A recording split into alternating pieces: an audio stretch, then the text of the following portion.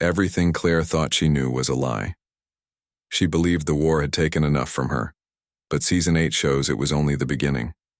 When she stumbles upon an old diary hidden in the wall of their home, filled with secrets from a version of the future she doesn't remember, one chilling entry stands out.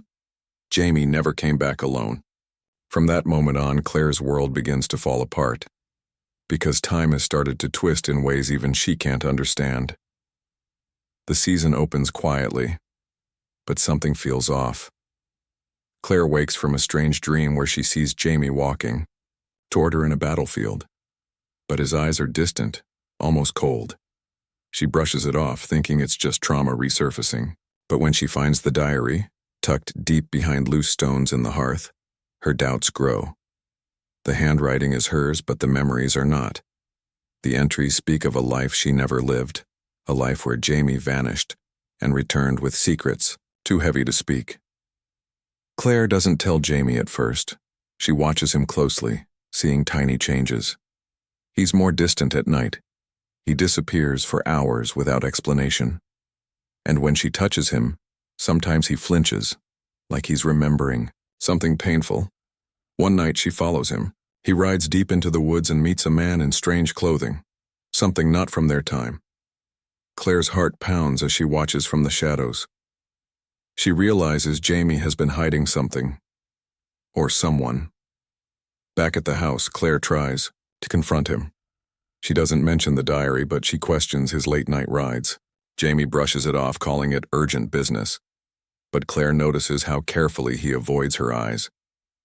She's not used to secrets between them, not anymore. The next day, she brings the diary to Marsali. Marsali is shocked. She recognizes a name written in the diary's pages, Captain Morrow. According to Marsali, that was the name of a man who died at Culloden over 100 years ago. Claire begins to suspect something deeper is going on. These aren't just strange dreams or mixed-up memories. This is time itself collapsing inward. Later, when Jamie returns from another trip, Claire confronts him again, this time with the name. Jamie's face goes pale. He sits down without a word, and then he confesses. He tells her about a group called the Guardians of the Stone, men and women who protect the timelines from interference. He tells her that during the war he met a dying traveler who passed something to him, a map, a warning, and a key.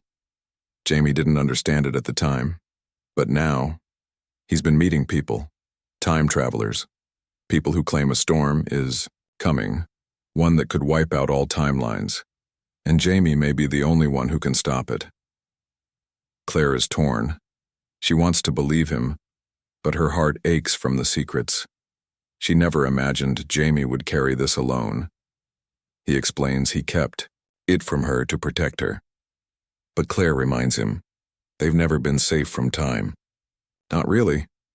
As they sit in the candlelight, Jamie tells her one more truth. He wasn't the only one who came through the portal. Someone else did too. And they're watching. Maybe even nearby. Claire feels the air shift. Suddenly, everything around them, the home, the love, the peace, feels fragile, like a dream too perfect to last. And in her heart she knows, the future they fought for may never come. And this is only the beginning. It begins with a letter, one that Brianna was never meant to read. She finds it tucked between the pages of one of Roger's old books, sealed note with her name written in faded ink. At first she thinks it's a love letter, maybe something sweet her husband left behind. But when she opens it, her world shifts. The letter isn't from Roger, it's from someone claiming to be a relative, from another time. And the worst part? It warns her about Roger. It says he's hiding something that could destroy their family. Brianna doesn't believe it at first. Roger has always been honest, hasn't he? But doubt creeps in, especially when she starts noticing small things, missing tools in his workshop, scribbled time coordinates in his journal, maps of stone circles that he never mentioned. She wants to confront him, but something tells her not to, not yet. She needs to know the full truth before she speaks. Meanwhile, Roger is working on something dangerous. He's been studying the stones, testing sound frequencies, and even marking out-time windows his goal? To find a way to control the portal, but he isn't telling anyone, not even Brianna. In secret, he's been communicating with another time traveler, someone who claims the Fraser line has been altered, that somewhere in time, a betrayal occurred, and the only way to fix it is to go back and erase it. Roger is torn. If he succeeds, he could save everyone. But if he fails, he could erase his own son from existence. While Roger walks a tightrope between loyalty and sacrifice, Brianna begins investigating on her own. She travels to the edge of the old forest where strange energy has been reported. There she meets a woman, Elspeth, who knows things no one else should. Elspeth claims she's from the future, a historian who followed the trail of a time fracture back to Brianna's timeline. And she says something chilling. One of your family members is already working with the enemy.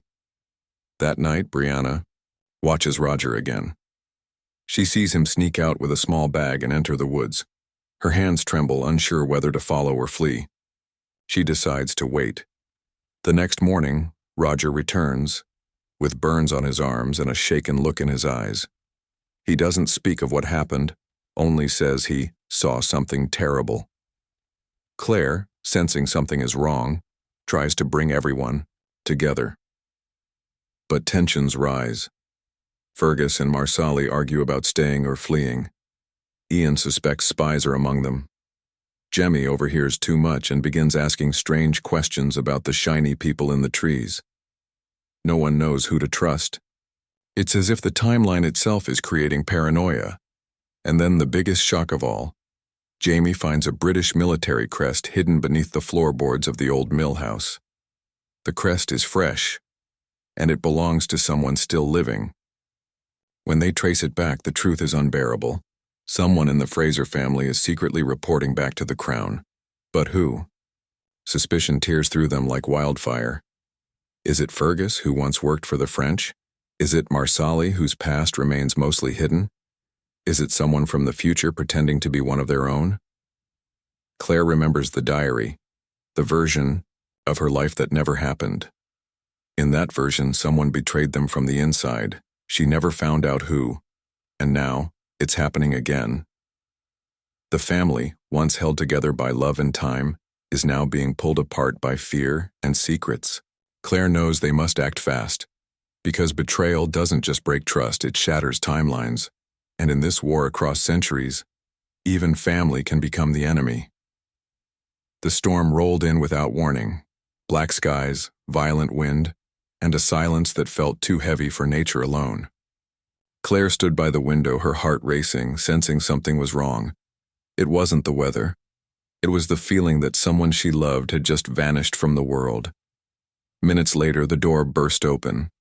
Ian stumbled in, soaked and breathless, with blood on his hands. And behind him, silence. No Jamie. No Roger. Only one broken sentence escaped Ian's lips. He's gone. Panic swept through the house like fire. Claire rushed to Ian, trying to make sense of what he said. "Who?" she whispered, even though her body already knew. Ian didn't speak. He only handed her a torn piece of fabric, soaked in blood, with the crest of Jamie Fraser stitched into the corner. Jamie was missing, and the trail they followed led to only one conclusion. Someone set a trap. Someone from their own time had delivered Jamie to the enemy. Claire couldn't breathe. She refused to believe he was dead. But the signs kept coming. A burned coat found in the woods. Ashes of paper Jamie always carried. A sword left in a field, its edge stained and dull. But it wasn't until they found the silver ring, the one he never removed, that Claire finally broke.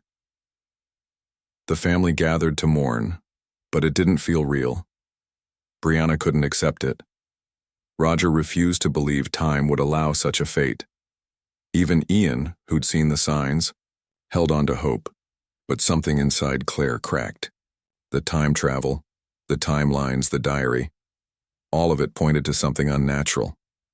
She returned to the diary again, flipping through pages she had once ignored. That's when she saw it. A page she swore was blank before now had ink, He had to die so the others could live. Claire felt the blood leave her face. Who wrote that? And how did the diary change? She raced to the standing stones, hoping, praying for a sign. And there, in the stone's hum, she heard a name. Whispered, like a curse, William Ransom, Jamie's son, the one raised by another man, the one raised to be loyal to the crown, the one who now stood on the other side of this war. Claire realized something too late. Jamie hadn't died in battle. He had been taken by his own blood. Far away on a distant hill, William stood with a sword in his hand and Jamie at his feet. He didn't kill him, not yet, but he carried orders.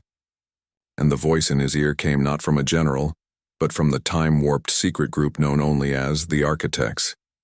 Their goal was simple: control the stones, reset history, and eliminate any threats to their power. And Jamie Fraser, with his knowledge of the portals and ties to 2 centuries, had become their biggest threat.